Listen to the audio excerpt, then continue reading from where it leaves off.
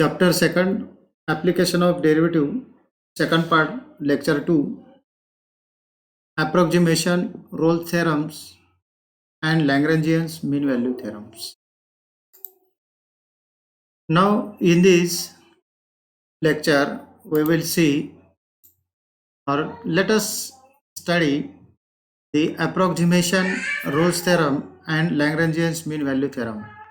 Now, this application of derivative to tangent and normal derivative as rate measure we will see in a first lecture.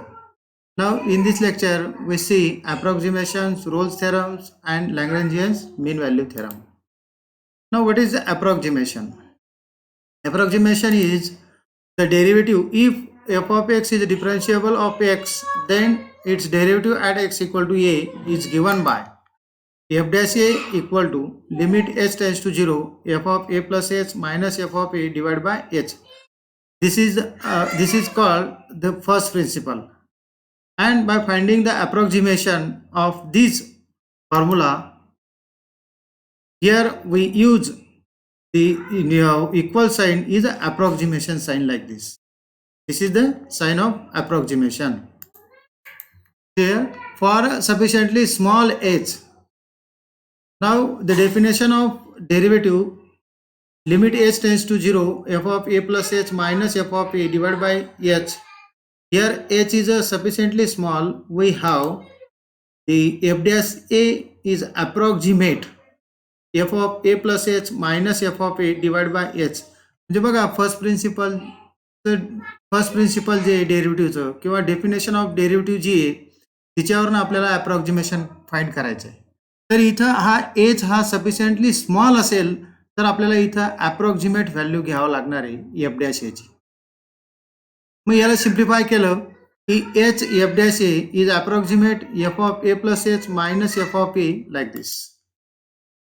Next F of a plus H is approximate f of a plus h f dash a. This is the formula to find the approximate value of the functions x equal to a plus h when f dash a exists. Now let us solve some problems by using this formula.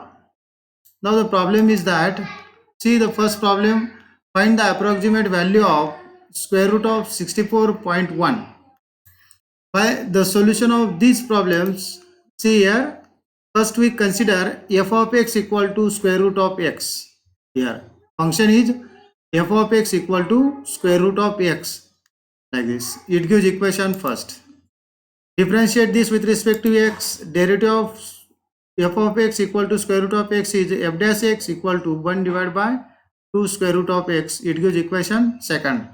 म्हणजे बघा ज्यावेळेस आपण approximation find करतो त्यावेळेस function लिहायचं. जेही function असेल ते फंक्शन लिहिलं की त्याला इक्वेशन फर्स्ट म्हणायचं, त्याला डेरिव्हेटिव्ह घ्यायचं, त्याचं डेरिव्हेटिव्ह घेतल्यानंतर त्याला इक्वेशन सेकंड म्हणायचं. मग आता इथं आपण स्क्वेअर रूट ऑफ एक्स लिहिला होता बघा. इथं एक्स म्हणजेच काय 64.1 हा एक्स स्प्लिट करायचा ए प्लस एच मध्ये. तर ए ची व्हॅल्यू 64 घेतली आणि एच ची व्हॅल्यू काय घेतली 0.1. म्हणजे 0.1 प्लस 64 यांची जर बेरीज केली तर आपल्याला 64.1 भेटते. म्हणून ए ची व्हॅल्यू 64 घेतली आणि एच ची व्हॅल्यू 0.1 घेतली. मग x equal to for x equal to a म्हणजे काय 64 आहे. मग फ्रॉम इक्वेशन 1 या इक्वेशन 1 मध्ये एक्स रिप्लेस करायचा आणि त्याच्याऐवजी ए जर टाकला तर f of a equal to square root of a and the value of a is 64 like this. बघा इथं f of a equal to f of 64 equal to square root of 64 equal to 8. त्याला equation third म्हणायचं. त्यानंतर f of for x equal to a equal to 64 from second we get. आता second इक्वेशनमध्ये सुद्धा एकच्या ठिकाणी ए टाकायचा आणि एची व्हॅल्यू काय आहे 64 आहे.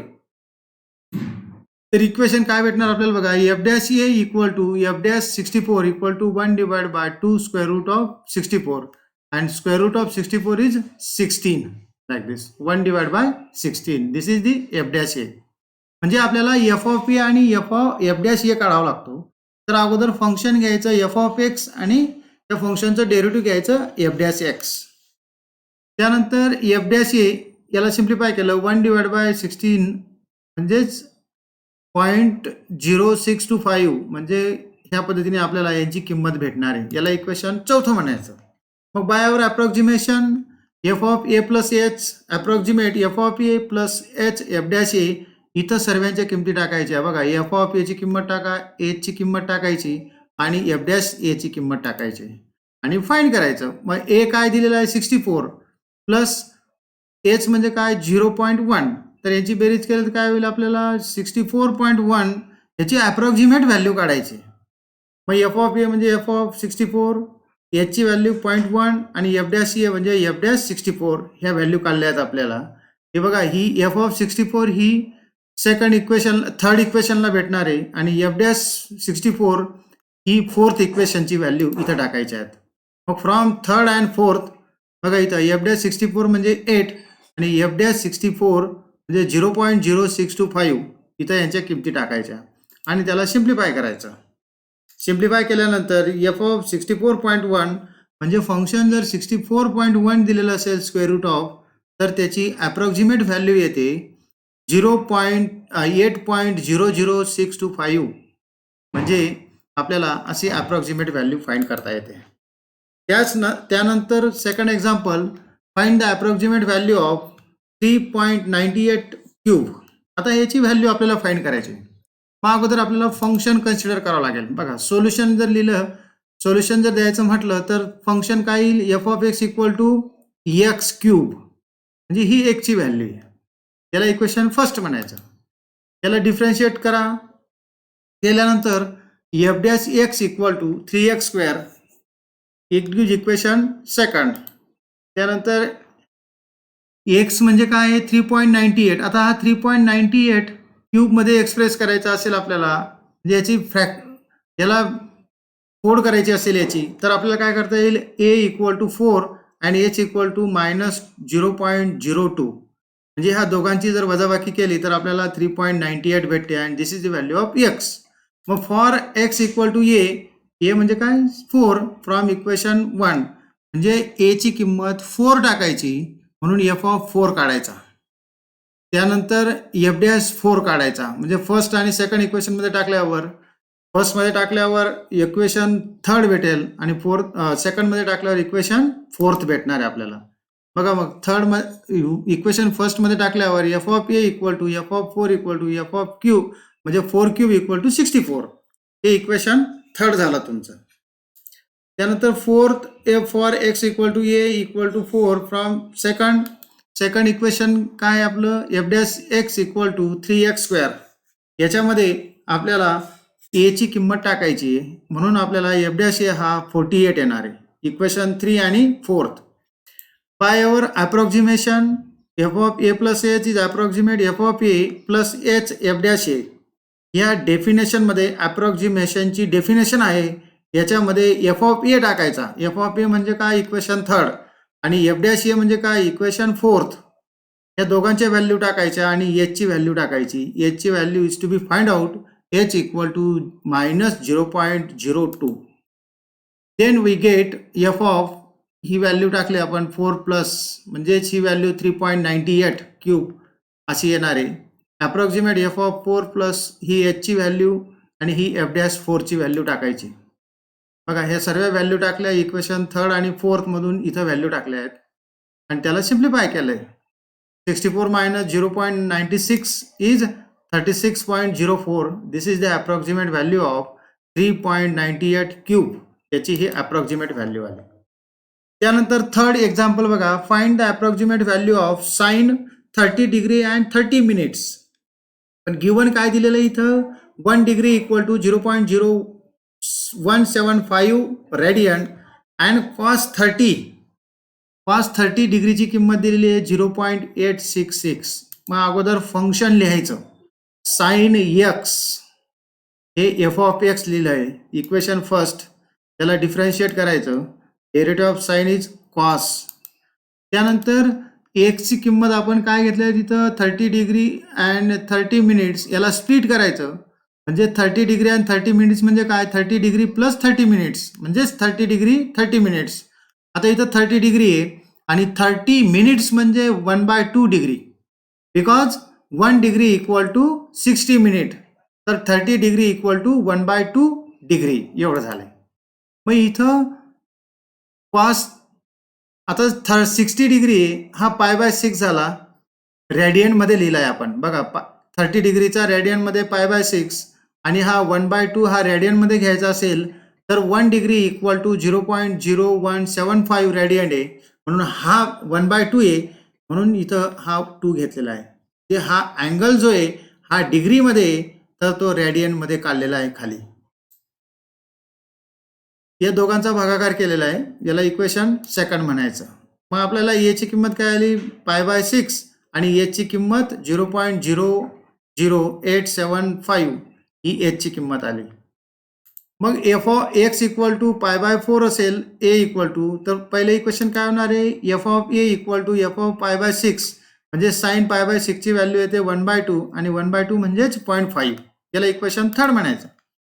आणि second, for x equal to a equal to π/6 from second म्हणजे डेरिव्हेटिव्ह घेतलेलं आहे आपण तिथं, तर त्याची व्हॅल्यू काढायची आणि ती व्हॅल्यू आपली येते f' π/6 equal to cos π/6.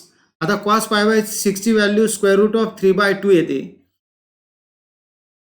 cos 30 डिग्रीची किंमत, ती 30 डिग्रीची किंमत ती काढायची आणि ती आपल्याला बायर अप्रॉक्सिमेशन मध्ये टाकायची.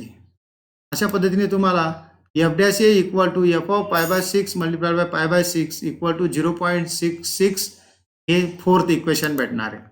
मग by our approximation f(a + h) approximate f(a + h) f'(x) ये इथं f(π/6) ची किंमत f'(π/6) यांच्या किमती टाकायच्या आणि त्याला सिम्प्लिफाय करायचं, म्हणजे ती इक्वेशन थर्ड आणि फोर्थच्या किमती इथे टाकलेल्या आहेत. तर आपल्याला याला सिम्प्लिफाय केलं की आपल्याला अप्रॉक्सिमेट व्हॅल्यू भेटणार आहेत.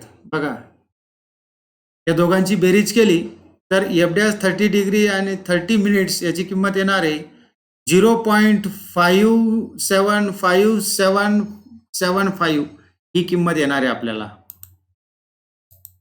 नेक्स्ट, रोल्स थेरम्स और रोल्स लेम्मा काय आहे ते आपण बघणार आहोत.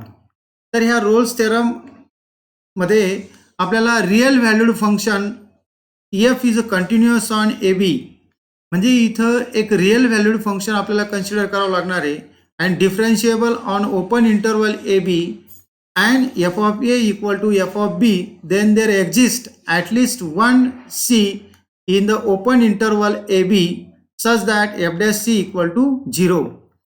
असं हे रोल्स थेरमची स्टेटमेंट आहे. म्हणजे काय की if a real valued function f हे कंटिन्युअस असेल ए बी इंटरवलला, तर ह्या ए बी इंटरवलमधील व्हॅल्यू ही c ॲटलिस्ट ह्या व्हॅल्यूला जर ते एक्झिस्ट होत असेल आणि f(a) इक्वल टू f(b) हे जर इक्वल येत असतील तर आपल्याला रोल्स थेरम हा सॅटिस्फाय होतो आणि तिथं आपल्याला असंही लिहिता येतं की f' इक्वल टू 0 लिहिता येतं. मग रोल्स थेरम्स काय ते आपण बघणार आहोत जॉमेट्रिकली.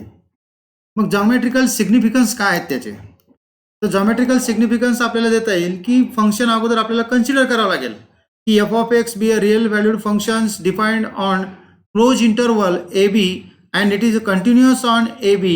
This means that we can draw the graph f(x) between the value x equal to a and x equal to b.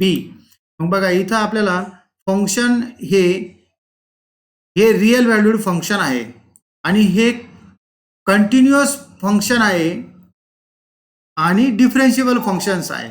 तर कोणत्या इंटरवलमध्ये दिलेलं आहे ते त्याने a to b या इंटरवलमध्ये कन्सिडर केलं आहे आपण. बघा, इनिशियल a आणि फायनल b आहे, त्या a आणि bच्या मधली व्हॅल्यू जी c आहे ही f' c आहे आणि याची किंमत जर 0 येत असेल तर रोल्स थेरम्स हा व्हेरीफाय होतो.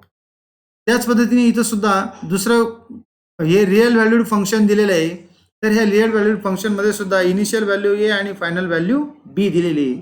याच्यामध्ये सुद्धा f' हा जर 0 येत असेल तर आपल्याला रोल्स थेरम हा व्हेरीफाय झाला असं आपल्याला म्हणता येईल.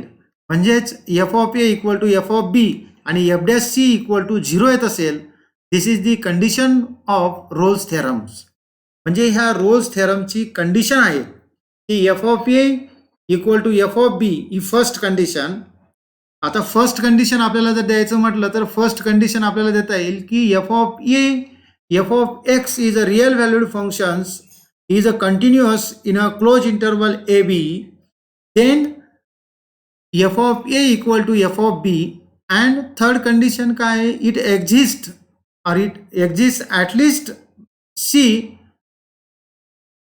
between the value x equal to A and x equal to B. ह्या A आणि B मधली जर एखादी व्हॅल्यू जरी सॅटिस्फाय होत असेल किंवा एक्झिस्ट होत असेल तर इथला एफ डॅश सी हा जर 0 येत असेल तर रोल्स थेरम्स हा व्हेरीफाय होतो.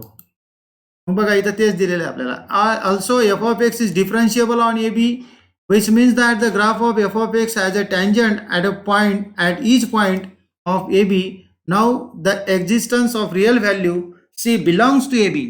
म्हणजे सी ची व्हॅल्यू जी आहे ही ए आणि बीच्या मध्ये येत असेल such that f dash c equal to 0 shows that the tangent to the curve at C x equal to C has a slope 0, that is tangent is parallel to the x axis since f of A equal to f of B. म्हणजे इथं आपल्याला ही tangent ज्यावेळेस आपल्याला ह्या ए आणि बी मधील interval मधील ह्या कर्व वरती हा सी पॉइंट जिथं f dash c equal to 0 येत असेल तर ही टँजंटचा स्लोप हा 0 येईल कारण ती पॅरलल टू दी एक्स ॲक्सिसला येणार आहे. तसंच सेकंड फिगरमध्ये सुद्धा तसंच दाखवलेलं आहे आपल्याला. म्हणून एफ डॅश सी बघा इथं रोल्स थेरमची कंडिशन किंवा सॅटिस्फाय द रोल्स थेरम्स और व्हेरीफाय द रोल्स थेरम्स असा आपल्याला प्रॉब्लेम विचारला जातो. तर इथं आपल्याला एफ ऑफ ए आणि एफ ऑफ बी हे इक्वल असतील आणि c f dash c equal to 0 असेल तर रोल्स थेरम्सच्या ह्या दोन कंडिशन जर सॅटिस्फाय होत असतील तर रोल्स थेरम्स व्हेरीफाय होतो. मग त्याच्यावरून आपल्याला उदाहरण घेता येईल. बघा आता पहिलं उदाहरण घेऊ आपण. Check whether the condition of Rolle's theorems are satisfied by the following function. तर इथं चेक करायचं फक्त आपण की रोल्स थेरमच्या ज्या कंडिशन आहेत त्या सॅटिस्फाईड होतात किंवा नाहीत. तर इथं फर्स्ट फंक्शन दिलं आहे आणि सेकंड फंक्शन दिलेलं आहे. तर फर्स्ट फंक्शन जर आपण घेतलं f of x equal to 2x cube minus 5x square plus 3x plus 2, here x belongs to 0 and 3/2. म्हणजे हा एकच्या व्हॅल्यू ज्या आहेत ह्या 0 आणि 3/2 मध्ये आहेत. तर ते आपण फंक्शन कन्सिडर केलं. आता हे फंक्शन जर तुम्ही बघितलं तर ते फंक्शन हे याला इक्वेशन फर्स्ट म्हणायचं आणि हे फंक्शनलाच पॉलिनॉमियल म्हणतात. मग पॉलिनॉमियल असेल तर एव्हरी पॉलिनॉमियल जे हा f of x is a polynomial which is a continuous on, तर ती 0 आणि 3/2 ला कंटिन्युअस असेल and it is also differentiable on 0 and 3/2. म्हणजे कुठलीही पॉलिनॉमियल असेल तर ती कंटिन्युअस असते आणि ती डिफरन्शिएबल असते इन अ गिव्हन इंटरवल. म्हणजे कोणता इंटरवल दिलेला आहे त्या इंटरवलला पॉलिनॉमियल ही कंटिन्युअस आहे आणि डिफरन्शिएबल आहे. तर ही फर्स्ट कंडिशन आहे. त्यानंतर आपल्याला ए आणि बीच्या व्हॅल्यू लिहायच्या आहेत. म्हणून जो इंटरवल दिलेला आहे first value is a and second value is b. म्हणून इथं ए ची व्हॅल्यू 0 आणि बी ची व्हॅल्यू काय दिलेली आहे 3/2 दिलेली आहे. मग याच्यावरनं f for x equal to a equal to 0 from first we get. आता फर्स्ट इक्वेशन जे घेतलेलं होतं आपण एफ ऑफ एक्स, तर ह्या एफ ऑफ एक्स मध्ये ए ची व्हॅल्यू सुरुवातीला 0 टाकायची म्हणजे एफ ऑफ 0 काढायचा. बघा एफ ऑफ ए काढत असताना ए ची व्हॅल्यू काय 0 आहे म्हणून एफ ऑफ 0 ही व्हॅल्यू फंक्शन मध्ये पुट करायची, त्याची किंमत काढायची काय ते. त्यानंतर x equal to b equal to 3/2 from equation second. आता सेकंड इक्वेशन मध्ये ज्यावेळेस टाकतो आपण त्यावेळेस सेकंड म्हणजे फर्स्ट इक्वेशन मध्ये तर एफ ऑफ बी येईल. म्हणजे बी ची व्हॅल्यू 3/2 टाकायची, फंक्शनची व्हॅल्यू काढायची. आता हे सिम्प्लिफाय करायचं, त्यानंतर तुम्हाला f of b equal to 2 भेटेल. मग बघा सेकंड कंडिशन काय आहे f of a equal to f of b. म्हणून आपल्याला म्हणता येईल की so here f of a equal to f of b that is f of 0 equal to f of 3/2 equal to 2. ही सेकंड कंडिशन सुद्धा satisfy होते. आता third condition, हे सेकंड कंडिशन सॅटिस्फाय होते f of a equal to f of b, म्हणून hence condition of Rolle's theorems is satisfied. म्हणून Rolle's थेरमच्या condition या दोन कंडिशन आहेत की सुरुवातीला ते कंटिन्युअस आहे किंवा नाही किंवा डिफरन्शिएबल आहे किंवा नाही दिलेल्या फंक्शनला ते चेक करणे आणि त्याचा एफ ऑफ ए आणि एफ ऑफ बी काढणे. एफ ऑफ ए आणि एफ ऑफ बी जर इक्वल येत असतील तर रोल्स थेरम हा सॅटिस्फाईड होतो. त्यानंतर second example, f of x equal to x square minus 2x+3 equal x 2x+3 हे फंक्शन दिलेलं आहे. तर हे फंक्शन जर बघितलं तुम्हाला तर क्वाड्रॅटिक पॉलिनॉमियल भेटते. आता हे क्वाड्रॅटिक पॉलिनॉमियल जो इंटरवल दिलेला असेल त्याला कंटिन्युअस असते. बघा, f of x is a polynomial which is continuous on 1 and 4 and it is differentiable on 1 and 4, म्हणून ही फर्स्ट कंडिशन सॅटिस्फाय होते. तर सेकंड कंडिशन काढत असताना ए ची व्हॅल्यू 1 आणि बी ची व्हॅल्यू 4, म्हणून ए ची व्हॅल्यू 1 टाकायची इथं म्हणजे एफ ऑफ ए काढायचा आणि बी ची व्हॅल्यू 4 टाकायची म्हणजे एफ ऑफ बी काढायचा आणि दोघं इक्वल आहेत का ते टेस्ट करायचं.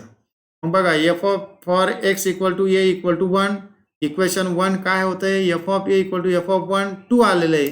त्यानंतर for x equal to b equal to 4, तर एफ ऑफ बी काढायचा तो 11 आलेला आहे. तर ह्या दोघांमध्ये बघा फर्स्ट कंडिशन सॅटिस्फाय होते, पण सेकंड कंडिशन सॅटिस्फाय होते का, नाही होते. का की f of a equal to 2 येते आणि f of b equal to 11 येते. So here f of a is not equal to f of b, that is f of 1 is not equal to f of 2. Hence the condition of Rolle's theorems are not satisfied.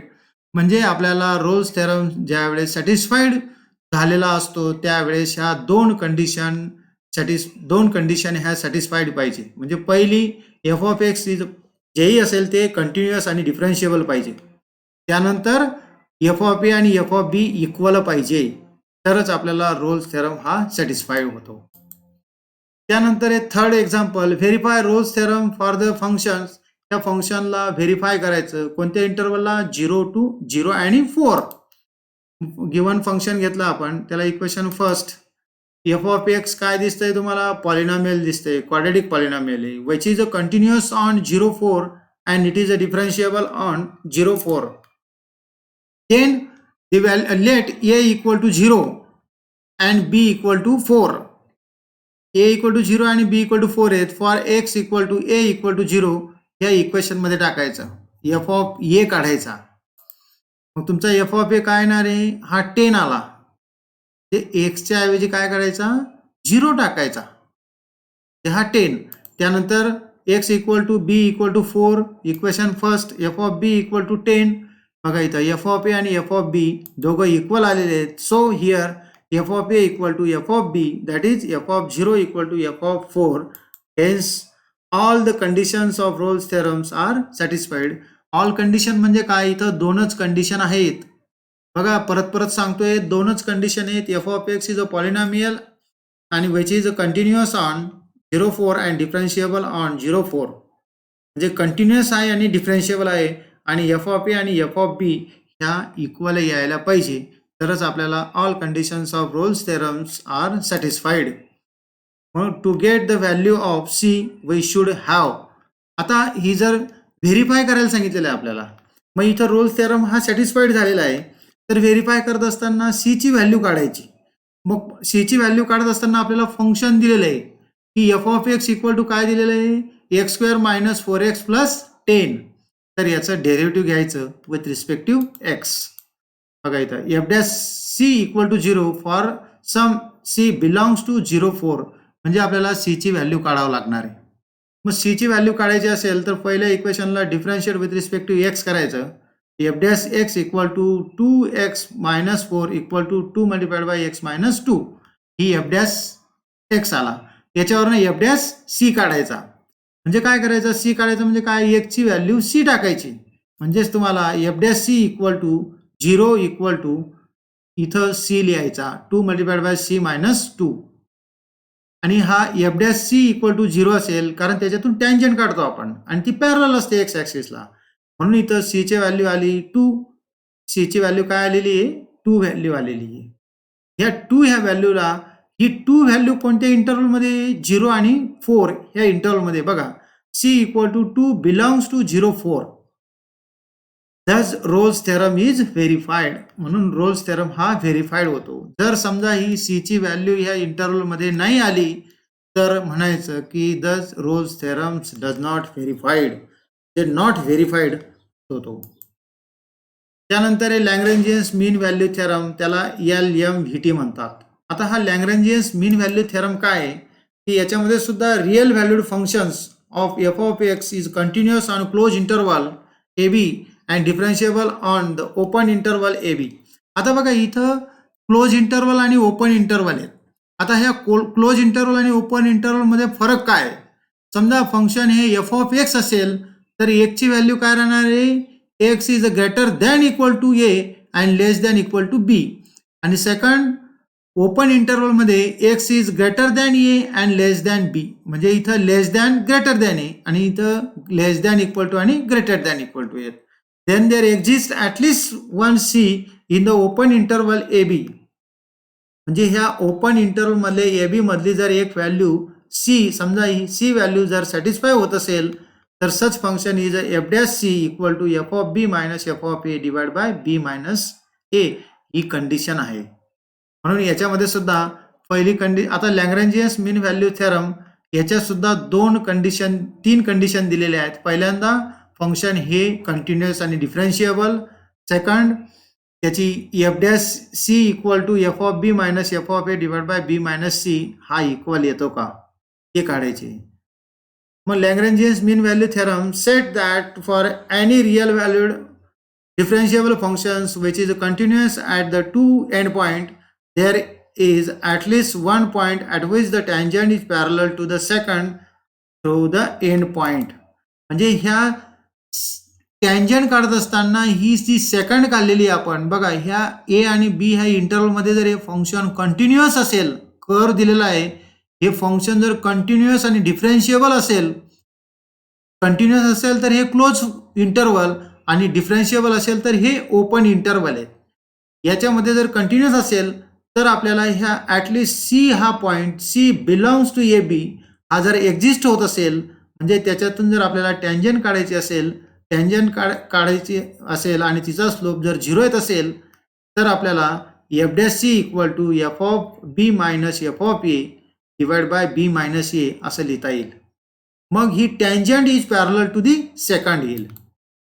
Second आल्यानंतर आपल्याला त्याचं geometrical significance असं देता येईल. मग हा curve आपण draw केलेला आहे. हा जो कर्व दिसतोय हा y equal to f of x आहे. And the take the point एचं पॉईंट घेतले आपण ए एफ ऑफ ए आणि बीचे पॉईंट घेतले b f of b on the curve. या कर्व वरतीच पॉईंट आहेत दोघं. मग हे दोघं पॉईंट जर समजा हे इंटरवलमध्ये आल्यानंतर meeting at a point c then it tends to 0. ते इथं काय होणार आहे 0 होतील आणि ह्या 0 मधून आपण टँजंट काढली तर तिचा स्लोप हा 0 येणार आहे. और this tangent is parallel to the second. Therefore the slope of क्वाड. मग आता ही जी क्वाड दिलेली आहे ए बी ही क्वाड आहे किंवा हिला सेकंड म्हणतात. हिचा स्लोप काढायचा असेल तर f of b minus f of a divide by b minus a असे आपल्याला काढता येईल. मग since the statement of LMVT आता स्टेटमेंट काय आहे त्याची f dash c equal to f of b minus f of a equal to b minus a ही स्टेटमेंट आहे. मग f dash c equal to slope of क्वाड. मग इथं f dash c equal to slope of quad A b तो जर आपण लिहिला तो काय आहे f of b minus f of a divide by b minus a. This shows that the tangent to the curve y equal to f of x at the point therefore x equal to c is a parallel to the chord AB. म्हणजे ही tangent ही या क्वाडला parallel येते म्हणून तिचा slope हा 0 येईल. मग याच्यावरून उदाहरण घेतलं आपण verify Lagrange's mean value theorem for the functions f of x equal to. या फंक्शनला लॅग्रेंजियन्स थेरम LMVT थेरम हा व्हेरीफाय करायचा आहे आणि ओपन क्लोज इंटरवल दिलेला आहे 0 5. Given function f of x equal to square root of x plus 4 हा घेतला आपण. त्यानंतर ते फंक्शन जे दिसतंय function f of x is continuous on closed interval 0, 5 and differentiable on open interval 0, 5. So the LMET is applicable to the function. म्हणजे हे function हे कंटिन्युअस आहे क्लोज इंटरवलला आणि डिफरन्शिएबल आहे ओपन इंटरवलला. So the LMET is applicable to the function. मग त्याचं differentiate with respect to x घ्यायचं इक्वेशन फर्स्टचं. मग एफ ऑफ एक्सचं derivative f dash x square root of x plus फोरचं derivative 1/2 x plus square root of x plus 4 आणि derivative of x plus 4 एकचं derivative 1 आणि 4चं डेरिव्हेटिव्ह 0 म्हणून 1 multiplied by 1 म्हणजे 1 येतो. याला इक्वेशन फर्स्ट म्हणायचं. मग इथं इंटरवल दिलेला आपल्याला initial value a equal to 0 आणि बी ची व्हॅल्यू काय दिलेली आहे 5 दिलेली आहे आपल्याला. मग ह्या दोघा फ्रॉम इक्वेशन फर्स्ट मध्ये एफ ऑफ ए काढायचा. एफ ऑफ ए हा 2 काढला आहे म्हणजे ए ची किंमत टाकायची 0. त्यानंतर एफ ऑफ बी काढायचा म्हणजे बी ची व्हॅल्यू 5 टाकायची इक्वेशन मध्ये ती 3 आलेली आहे. मग f dash c belongs to 0, 5 such that आता एफ ही आपण असं कन्सिडर करायचं की सी ची व्हॅल्यू ही 0 आणि 5 ह्या इंटरवल मध्ये येते.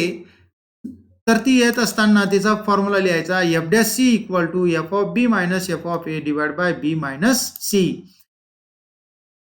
मग इथं व्हॅल्यू टाकायच्या बघा सीची एफ डॅश सी फंक्शन दिलेलं आहे 1/2 square root of c plus 4 f of b minus f of a 3 minus 2 f of b 3 काढला आहे आणि एफ ऑफ ए 2 काढलेला आहे आणि बी आणि ए म्हणजे 5 मायनस 0 म्हणजे 1/5.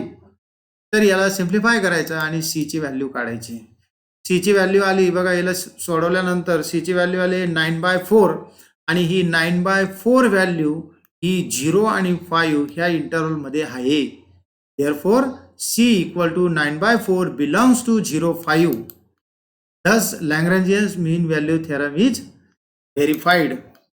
Second example, verify Lagrangian mean value theorem for the function f of x equal to x plus 1 divided by x on the interval 1, 3. हा 1, 3 मध्ये याला व्हेरीफाय करायचं आहे. मग दिलेलं फंक्शन लिहायचं. हे फंक्शन हे कंटिन्युअस आहे close interval and differentiable on open interval. So the LMET is applicable to the functions. मग एफ ऑफ आता इथं एफ ऑफ ए आणि एफ ऑफ बी काढायचं आहे परंतु अगोदर ए ची व्हॅल्यू आणि बी ची व्हॅल्यू लिहावं लागेल आपल्याला. मग त्या लिहित असताना अगोदर एफ डॅश एक्स काढायचा. मग differentiate with respect to x. Derivative of f dash x is f of x is f dash x. Derivative of x is 1 plus derivative of 1/x is -1/x². याला equation second म्हणायचं. मग इथं x let a equal to 1 and b equal to 3. बघा हा interval दिलेला आहे. ए ची initial value 1 आहे आणि फायनल व्हॅल्यू बी आहे. मग याच्यावरनं आपल्याला एफ ऑफ ए आणि एफ ऑफ बी काढायचा ह्या फंक्शनमध्ये टाकायचा.